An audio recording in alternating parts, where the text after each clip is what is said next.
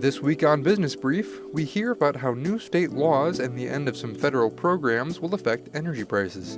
Then a look at new legislation that would regulate how college athletes are compensated.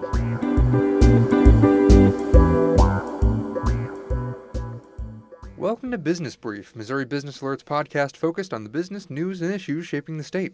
My name is Noah Grabianski, and I'm joined by my co-host, Riley Hindle. Riley, how are you doing this week? I am good. I also found out that today is National Horror Movie Day, but I don't think I will be partaking. No? Are you not a fan of horror movies? Absolutely not.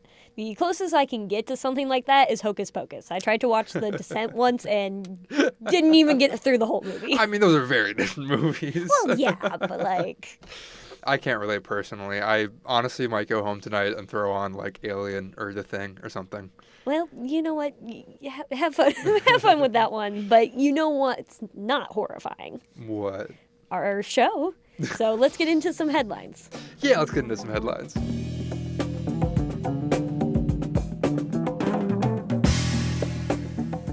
Internet users worldwide experienced difficulties logging into Microsoft Teams, some airline check-in services, Snapchat, and a whole host of applications on Monday after Amazon's cloud computing service server went down.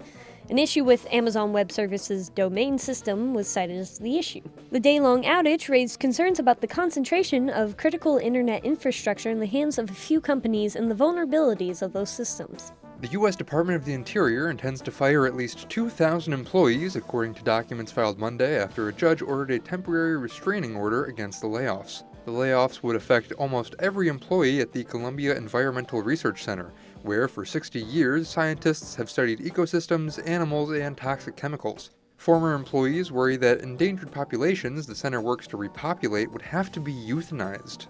Missouri's Department of Social Services announced that benefits for the state's Supplemental Nutrition Assistance Program will be temporarily suspended in November. The federally funded program is running low on money due to the ongoing federal government shutdown.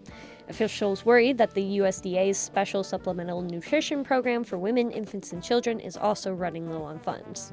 39 companies were awarded temporary retail licenses for mobile sports wagering by the Missouri Gaming Commission this week. The licenses are the latest step in the months-long rollout of legalized sports gambling in the state. Sports betting launches on December 1st, but the temporary licenses will allow companies to test their systems and equipment before the official debut. Negotiations between Boeing and union machinists in the St. Louis area have once again failed as the strike nears its 13th week. Boeing offered a new contract Wednesday that union officials called insulting and refused to bring before union members for a vote. In a U.S. Senate committee hearing this week, senators from both parties criticized the aerospace giant for failing to offer a fair contract while continuing to raise executive salaries. Some good news for drivers as gas prices hit their lowest level since 2020 in Missouri. The average price at the pump around the state was $2.72 a gallon as of Tuesday. An analyst with gas price tracking company GasBuddy also predicted that prices will remain under the $3 mark for the rest of the year.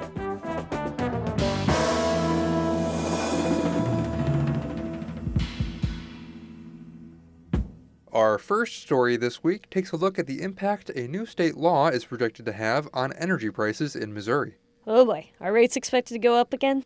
Actually, yes. Reports say Missouri could face the steepest energy price increases in the country. This is due in part to policy changes that allow construction costs for new electric infrastructure to be paid for by customers, once approved by the Missouri Public Service Commission, and water and natural gas rates to be set based on a future test this year. I know nobody likes to see prices go up, but are there any benefits to these new policies?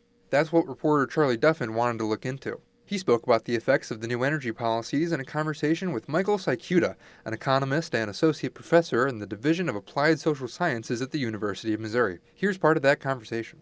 Michael, thank you for joining me. Do you have any predictions as to how these new policies will affect future energy bills? Well, it's difficult to say because we don't know exactly what the rules are going to be and exactly how they're going to be applied. Right. One of the big changes is the possibility of using what's called a forward test year instead of a historical test year. That change, it's difficult to see how that translates to consumers. It basically means that the revenue requirement that they're using as part of setting the rates is going to be based on what they think is going to happen in the next year instead of looking back 1 or 2 years from when the rates go into effect, right? Okay. So if you think about if Ameren or Evergy or somebody, Spire went into the PSC this year with a rate case, they have to say, what would this look like in a normal year? Well, what year do they use? They typically use the year before the filing was made, and then the filing can take 11 months to process. So by the time the rates go into effect, it's based on what the economy was like 2 years ago, right? By using a forward test year, it allows them to project what we think is going to happen next year, which, given how much the industry has changed, what we're looking at is very different than what we've had in the past. So in that sense, it's probably going to make the rates more accurate. Now, whether that means rates go up or down is difficult to say. We know that costs are going up across the board, so rates are probably going to go up. There's a lot new capital investment being made, so those costs are going to have to be recovered under the expected market conditions. But what SB4 includes, if I recall correctly, is clawback provisions that if it turns out they did a lot better than the forecast year said they were going to do, then that money has to make its way back to consumers. Or if it turns out the forecast was really wrong on the other side and the revenue turned up a lot less than they expected, then there would be some adjustments afterward for that, potentially. So that's one of the big changes. The other big change that people have talked a lot about is construction while in progress charges. And this is the ability of the utility, if the Public Service Commission approves, and I think it's only for certain types of fuel sources in the case of electricity generation, that the utility company can start charging customers now for some of the construction work instead of waiting until that project comes online, right? Now, the benefit of that for consumers is their rates go up a little bit more now because they're having to pay for construction charges that, the facilities aren't generating electricity yet. But the way it currently works is the utility just banks all of those expenses and all of the interest charges for the money it borrows to do the construction and charges the customers for that at the end of the project. So all of those interest costs get built into customers' rates under the way we work now. And that makes the rate increase down the road that much bigger because now, in addition to the construction, you have to pay for all the interest, right? Whereas if you pay for a little bit of the construction as you go, then you don't have to pay as much interest charges. So long term, it saves customers money, but it gives them a little bit of a increase in price sooner than later for stuff that isn't in service yet. So you expect this new system to provide accuracy, but not necessarily increase prices as much as people may think. Yeah, I think there's a lot of question marks about just how much. And what's driving the prices isn't so much the change in the regulatory process as it is changes in energy policy, the fact that we have a lot of really, really old infrastructure that has to be replaced at some point, whether it's transmission lines, generation facilities, distribution systems, and a lot of that stuff has gotten to a point where we have to replace it. And just like building a brand new house is a lot more expensive than maintaining an old house, usually, you're going to end up paying more just for having to do this stuff to keep the system running well. There's been a lot of conversation around data centers and the power they require to support artificial intelligence and other online services. What impact do you think they will have on energy demands? So there's a lot of talk about all these data centers, but we don't know how many are actually going to be built. And then we don't know how the technology for AI is going to change, right? When that Chinese AI company came out and said we can do this with like 1/10 of the power, that really would upset the apple cart in terms of the way we're planning in the U.S. if that were realized in some way. A lot of states have already adopted these large load rates for large load customers, which is kind of a euphemism for data centers and AI.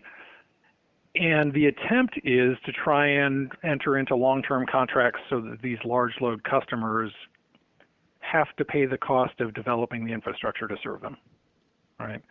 And have protections for customers so that those charges don't fall back on the customer in some way.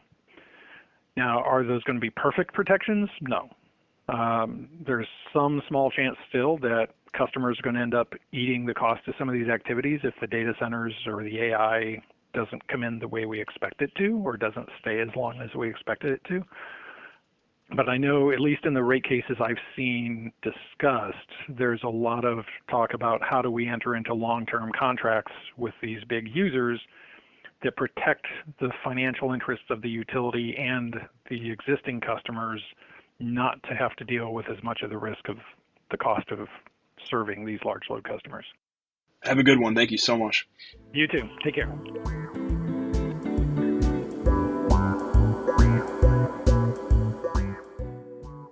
Our next story examines federal legislation that deals with name, image, and likeness rights of college athletes. In other words, athletes' ability to make endorsement money. I know that's been a hot topic in college sports recently, so what's in this new bill? Well, it's called the SCORE Act. If you watched any college sports recently, you've probably seen a couple commercials for it. The legislation would introduce new regulations to how college athletes are compensated. Interesting. So how has it been received by athletes and universities? That's what reporter Jake Ciancio was looking to find out. He spoke about the goals of this bill with Jason Montgomery, an athletics lawyer from Kansas City law firm Hush Blackwell. Here's part of that conversation. Jason Montgomery, thank you for joining me. What do you do at Hush Blackwell? What do you specialize in? Yeah, so I'm a partner in a higher education group, and my specialty is athletics. So working with colleges, universities, and student athletes on NCAA and other regulatory issues that come up in athletics departments. Are you familiar with the SCORE Act and what it does? The SCORE Act, the way I would characterize it is it's the wish list of the NCAA and conferences. The big piece of this that everyone talks about is it's a semi-antitrust exemption. Basically, it allows for the NCAA to make rules related to compliance with NIL and different areas that currently are under scrutiny for capping compensation to athletes. It deems athletes not employees. It only allows for one-time transfer exceptions. If the SCORE Act passes, how would it change current legislation? So it would allow for what I would call is like a normalization in reverting back to strict, NCAA rules, as opposed to this hodgepodge of different state laws. So it would standardize the NIL structure, still allow for payment, but probably allow for stricter enforcement of third-party NIL agreements. What are some of the implications for non-revenue generating sports, like some of the smaller ones like soccer, track and field, swimming? So the House settlement said that, basically schools can provide up to $20.5 million to student athletes. And that'll change. It's based upon a revenue calculation. So that'll go up over time. And so now schools have this $20.5 million that they need to come up with to pay athletes in order to compete at that level. And so what the concern is that there's going to be less resources available for smaller sports, in that schools who remain in Division I that don't have the significant funding like the Big Ten conferences or the SEC will have to cut smaller sports if they want to continue to compete at that level because they don't have the budget or the income generation capacity. Even the larger schools have concern about whether they can continue to meet that demand over time. If this passes, what should the average college football fan know about this? If SCORE passed, I think you would see some additional stability in the transfer of athletes and in the regulation of third-party NIL, which would create more of a level competition field and the ability for schools to better manage their rosters and not have consistent turnover every year. And this, I think the SCORE Act would go a long way in that occurring. What is the opposition argument for not passing it? That there should be a free market for athletes and that athlete compensation shouldn't be capped at all. And that essentially there should be some type of collective bargaining amongst athletes and schools. The problem with that is that the infrastructure itself and college athletics in general does not necessarily lend itself to easily determining what the bargaining unit would be, because you have all athletes, you have basketball players, you have football players, you have women's basketball players, you have softball players. And the question is, should all of those be treated the same in a collective bargaining or different? Or should there be some accounting for the fact that they're at higher education institutions that have a built-in fan base and name recognition? And so part of their compensation structure and why they have values because they're at a state or school with a lot of name recognition. So there's factors here that I think maybe haven't been fully explored by the general public and some of the advocacy groups. Is it likely to pass? Probably not in its current form, although there is some push. The Trump administration put out an executive order that basically said, Congress, you need to act on some of this stuff, and we think this is the right way. Well, great. Jason Montgomery, thank you again for joining me. Yeah, absolutely. My pleasure.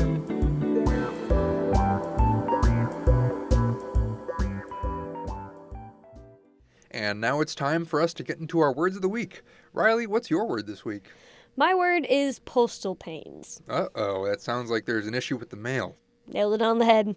So, recent consolidation of the U.S. Postal Service has caused rural areas that are further away from processing hubs to see a reduction in service. This is causing critical bills and medicine to be delivered late. I mean, Missouri has large areas that qualify as rural, so I'm guessing this issue is decently widespread around the state. Correct again, unfortunately. Half of Missouri's zip codes have had mail collection reduced to morning-only collection instead of both morning and evening collections. Oof, well, I hope that these issues can get resolved quickly. Indeed, but that's all I've got for this week. What's your word, Noah? My word this week is gala. Ooh, fancy. Do I get to wear a ball gown to something? Unfortunately, you can't because the gala already happened. The nonprofit St. Louis entrepreneurship organization Arch Grants recently hosted its Nexus Gala and awarded $1.6 million in non-dilutive grants to 19 startups. That's a lot of startups. So, can you tell me a little bit more about them? Well, of course.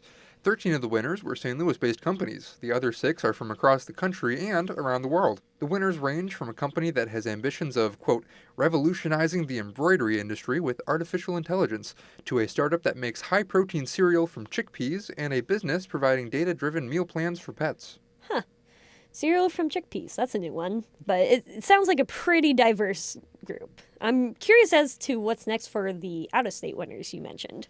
Well, they'll be coming to St. Louis, actually. A requirement of the program is that companies have to relocate to St. Louis and will receive an extra $25,000 grant to assist with that move. Huh. Sounds like St. Louis is becoming a real magnet for startups then. It does. And now it's time for our closing thought. Here's Michael Sykuta again on the next steps for energy policies. So dealing with it, those policies will have opportunity for public input. So even though this bill has passed, how it's actually going to play out is still a little bit up in the air. And there are mechanisms built into the system for people to participate in the process and share their opinions. Well, that is all for this week. The M33 Project provided the music for this episode. For my co-host Riley Hindle and editors Kayla Grimshaw, Trevor Grandin, Kelly Durek, and Michael Stacy, I'm Noah Grabianski, and this has been Business Brief. Thank you for listening, and we'll talk to you next week.